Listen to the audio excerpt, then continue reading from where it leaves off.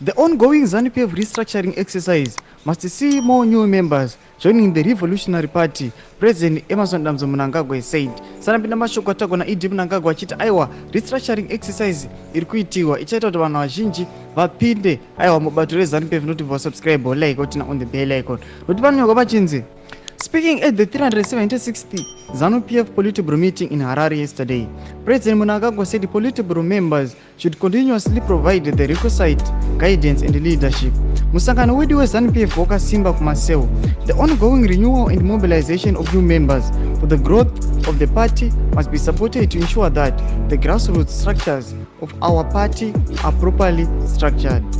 Our robust mobilization strategies, people-centered programs and projects, including the ongoing restructuring exercise, must see more new members joining the party, he said. Lo mashoko anotagwa na ED Mnangagwa achiti aiwa tinofana kutora this restructuring exercise more serious. Noda kuti ndo panowana mukana wekuti vanhu vazhinji aiwa vauya vachijoina bato reZanu PF noti iwowaneka belief kekuti aiwa musangano wakasimba kumaseo. Aiwa saka muri weZimbabwe chimotoza mafungiro enyu noti kudii pamusoro pemashoko akataurwa nemutungamiri wenyika Emerson Mnangagwa nemutungamiri webato reZanu PF. Saka tiudze mafungiro enyu pina comment section medu. Pano kuti usakano subscribe, like, tinotina on the bell icon.